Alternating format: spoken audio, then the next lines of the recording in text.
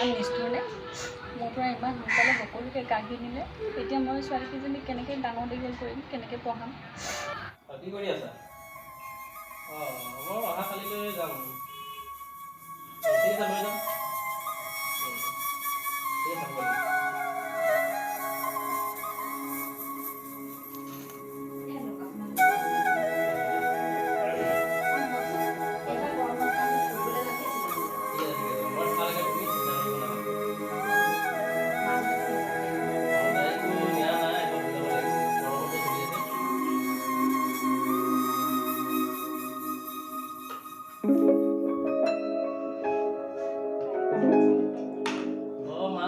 Cycle লাগিব, এবাৰ তোমাক মই চাইকেলো লৈ দিম, বাহিৰলৈ ফুৰাব লৈ যাম দেই। পাপাই এবাৰ তোমাক চাইকেল লৈ দিব আৰু এবাৰ স্কুললৈ চাইকেল লৈহে যাব আৰু ভালকৈ পঢ়িবা দেই। পাপাই আৰু তোমাক কিবা কিবি লৈ দিব।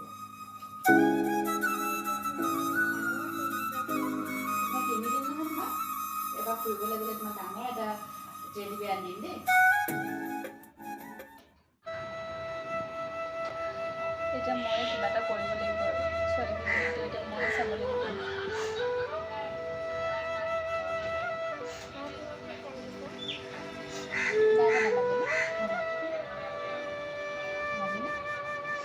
কাম এটা বিচাৰি ল'ম দেই।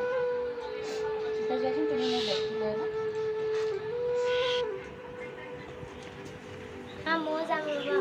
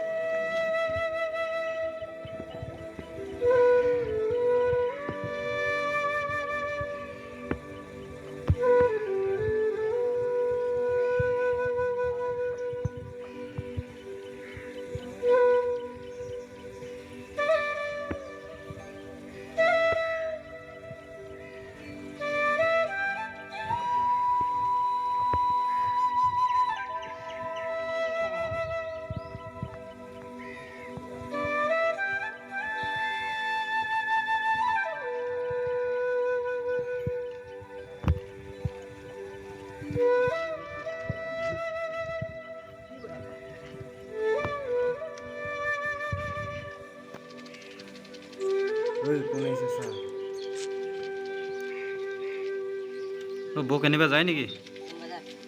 পাৰিলে আমাকো লগতে লৈ যাওক।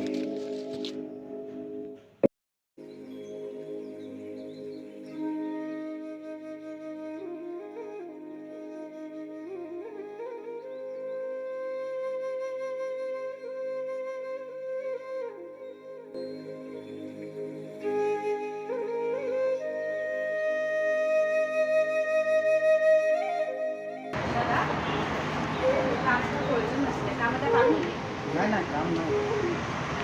এই ছোৱালীজনী মুখলৈ চাই কামটো দিব পাৰোঁ।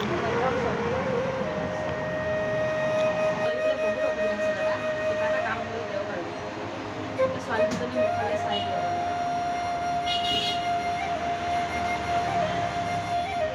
কিন্তু ৰাতিপুৱা 8টা বজাত ঠিক আছে দাদা, আপুনি মোক কাম এটা দিয়াৰ কাৰণে বহুত বহুত ধন্যবাদ জনাইছোঁ। আমি পাৰিম।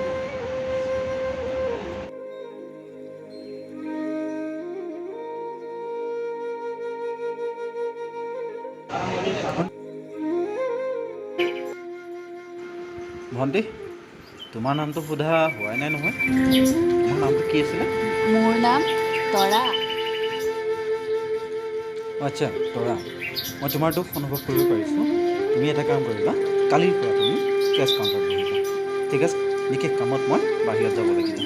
বহুত বহুত ধন্যবাদ দাদা, আপুনি মোক ইমানখিনি সহায় কৰাৰ বাবে।